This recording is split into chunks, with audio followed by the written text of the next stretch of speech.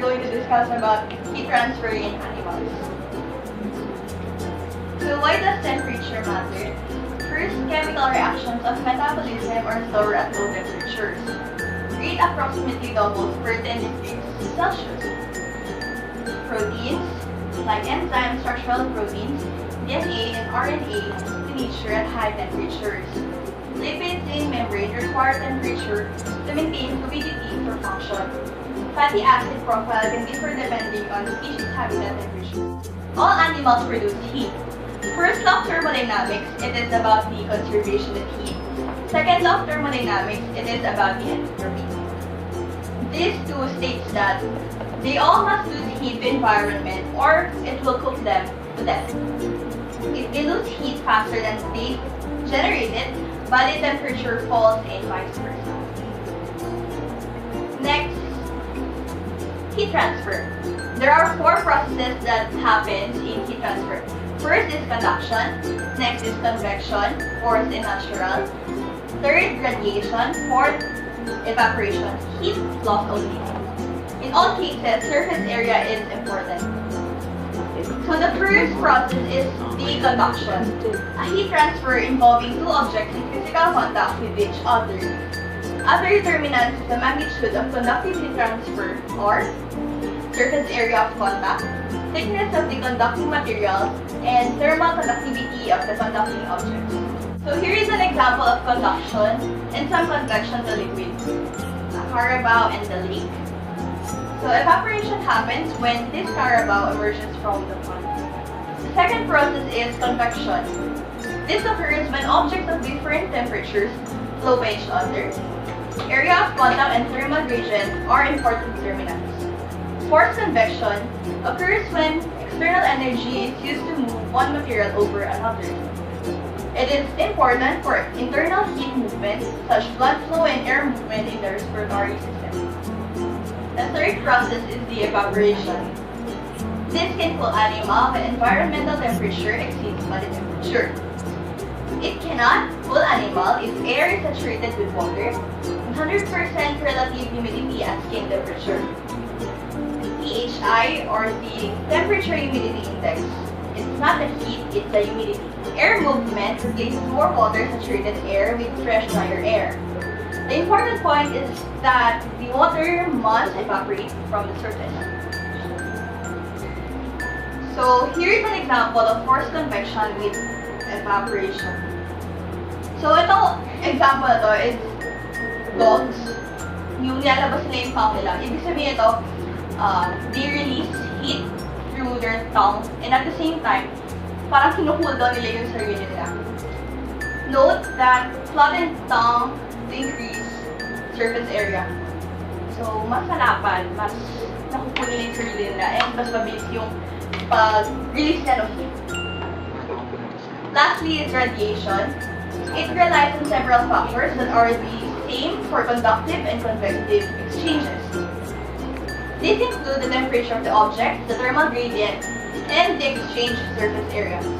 Gradient exchange is the only heat loss process that occurs at the speed of light and in a vacuum. Any object with temperature above absolute zero emits electromagnetic radiation. The color of an object is an important factor during exposure to direct sunlight. So meaning nun, the darker you wear, the more heat you absorb sa iyong body. So, malaki siyang factor, lalo na yung complexion ng mga living things. Ayun. So, that would be all. Thank you! Some places on Earth are very hot and some are very cold. Some places on Earth have a lot of water and plants, and other places have a little water and few plants. Animals depend on their physical features. It helps them obtain food, keep safe, build homes, withstand weather, and attract peace. These physical features are also called physical adaptation. The most important adaptation is how animals regulate their body temperature. Animals can be either cold-blooded or warm-blooded animals. Mammals and birds are warm-blooded animals. They can make their own body heat even when it's cold outside. Warm-blooded animals need to maintain a relatively constant body temperature. It doesn't matter what the outside temperature is. They must maintain the same internal temperature. Most other mammals range from 97 degrees Fahrenheit to 103 degrees Fahrenheit. Birds have an average body temperature of 105 degrees Fahrenheit. Cold-blooded animals do not maintain a relatively constant body temperature. They get their heat from the outside environment, so their body temperature changes based on the external temperature. The size and shape of an organism dictates whether it will be warm-blooded or cold-blooded animals. Small warm-blooded animals tend to have rounded shape, which ensures that the interior of an organism stays warm the longest time possible. Think about some large animals such as elephants, whales, and walruses. Their volume is so large that they are relying on the outside environment to heat them up would be inefficient and would slow the response time. Most cold-blooded animals have an elongated or flat shape. If we look at a typical fish, their bodies would tend to be flat when you view it from the top. Snakes, lizards, and worms tend to be long and slender. These shapes ensure that they can heat up and cool down quickly. Desert animals' adaptation to their environment. The two main adaptations that desert animals must make or how to deal with, first, lack of water, and how to deal with extreme temperature. There are some examples of desert animals. The first on the list are the camels. Camels have many adaptations that allows them to live successfully in the desert conditions. Their long eyelashes keep the sun out of the camel's eyes. Their thick eyebrows shield the eyes from the desert sun. A camel's nostrils can close so it doesn't get the sun up its nose. A camel can go a week or more without water. They can last for several months without eating food. They can eat up to 32 gallons of water in one drinking session.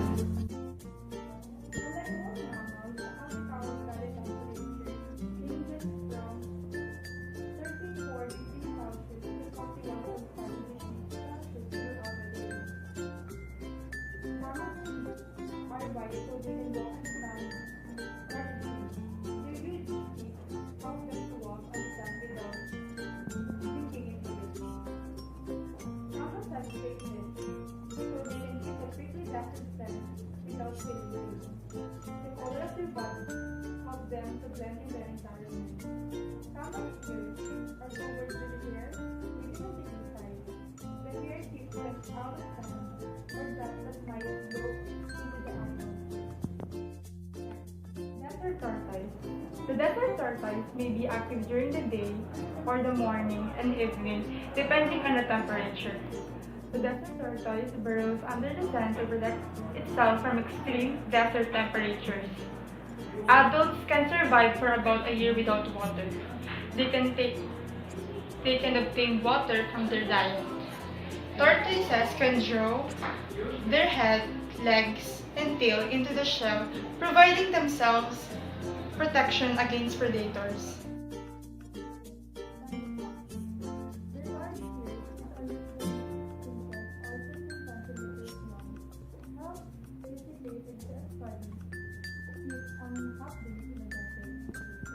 The planet fox seems to be the only carnivore living in the Sahara Desert. They're able to survive without seawater. Their kidneys are adapted to Earth's wastewater law.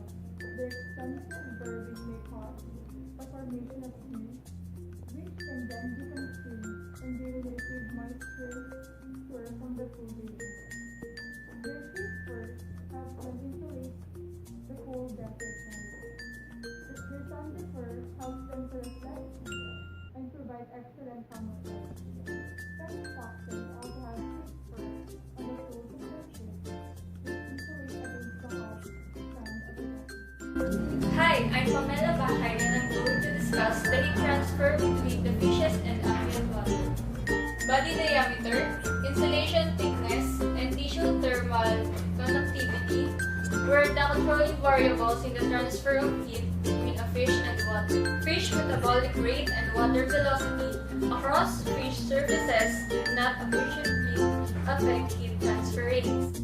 Heat energy budget equation is developed to describe the heat energy exchange between a freshwater fish and its aquatic environment. Heart thermal time constants were independent of body mass, indicating that the temperature of the heart may be a factor limiting the thermal exploitive behavior of different sized fish.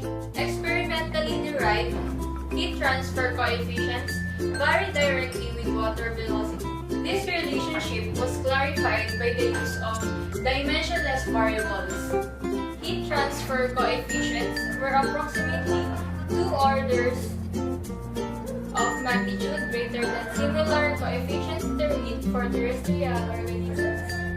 Rapid heat transfer occurs between a fish and the surrounding water because of a reduced boundary layer thickness in water and the high heat capacity of this fluid. It appears that in still or moving water, the major avenue of heat exchange for freshwater fish is via the direct transfer of heat from or to the body surface to or from the water.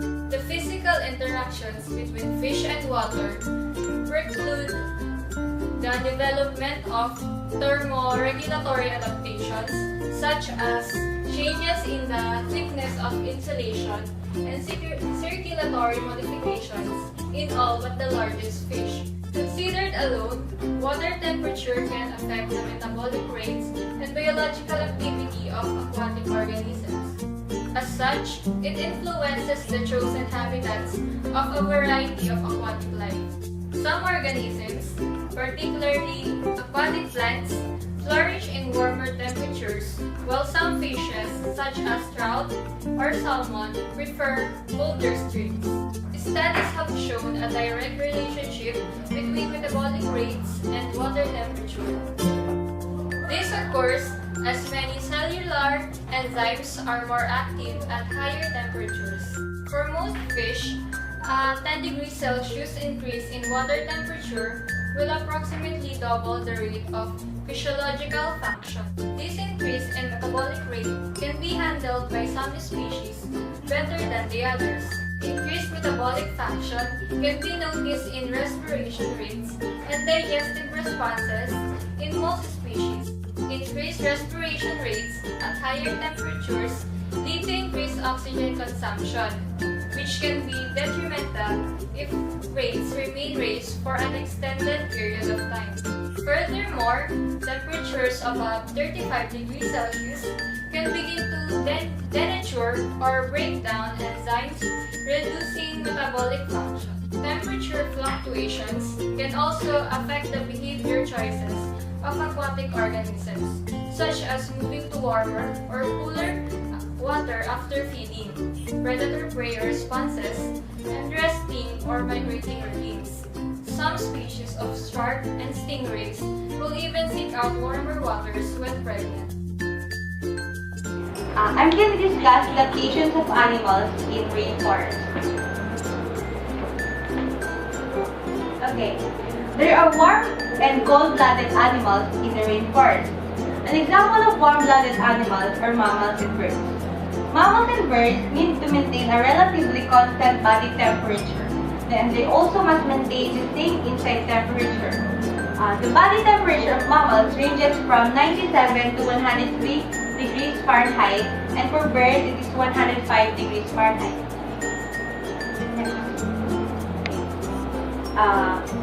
Cold-blooded animals are amphibians and reptiles. Amphibians and reptiles do not maintain a constant body temperature. They get their heat outside the environment, so their body temperature fluctuates and based on their outside temperature. Example, if the temperature outside is 50 degrees Fahrenheit, their body temperature will eventually drop to 50 degrees Fahrenheit. In most instances, the size and shape of an organism dictates whether it will be warm-blooded or cold-blooded. Nearly all large animals are warm-blooded. If the volume is large, it will slow the response time putting their survival at risk.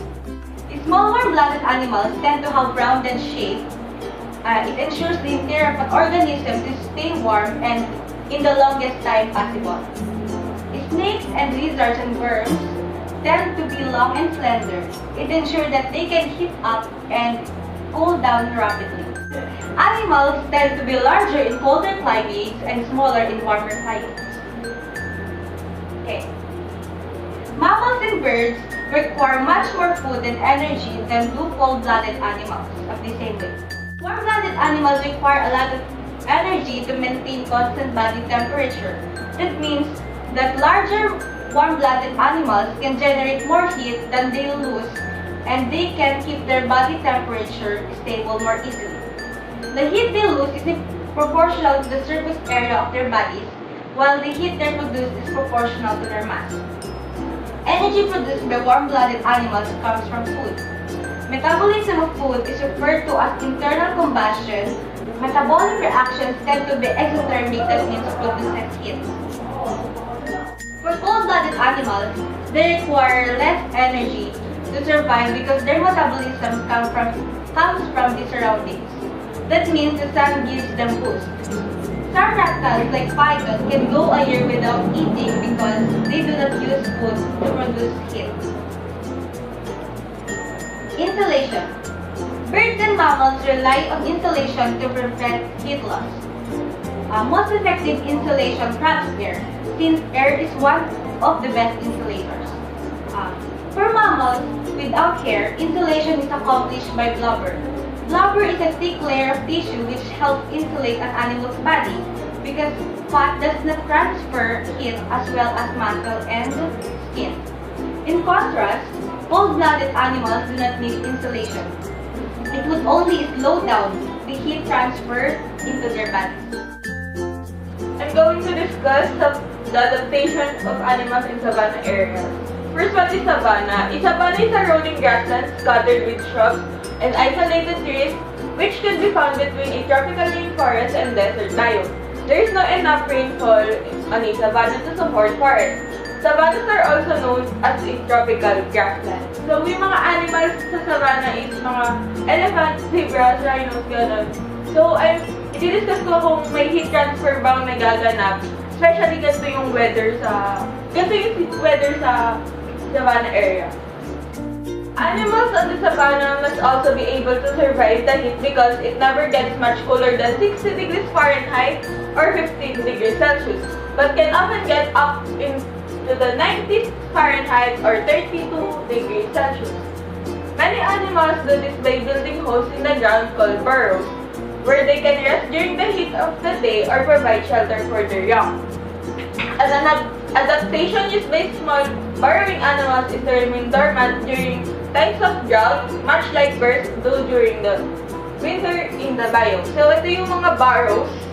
Yes, yung mga holes. An adaptation used by small burrowing animals is to remain dormant during times of drought, much like birds do during the winter in their biome.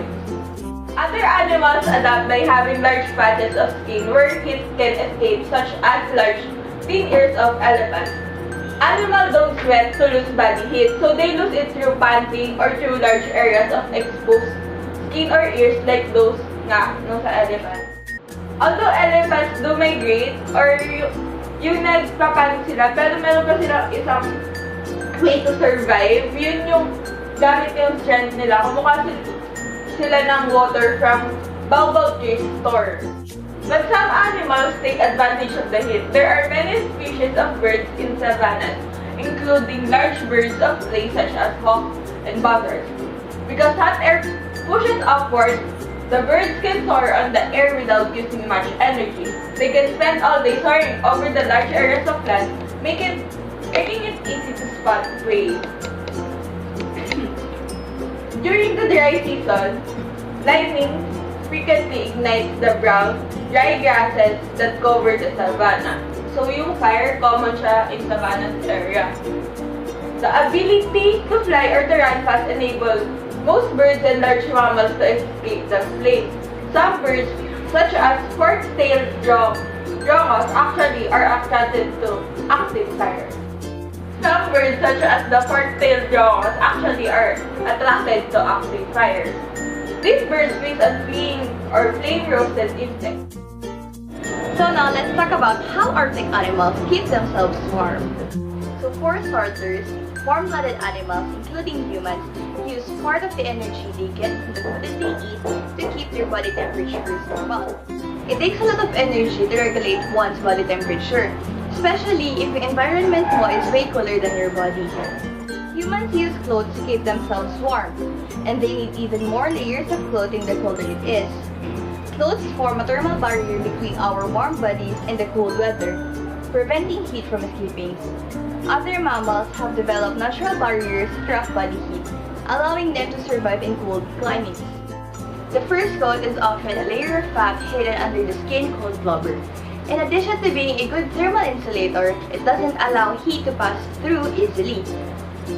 The next coat, depending on the animal, is often a dense layer of underfur or down feathers packed closely against the skin, like a warm undershirt.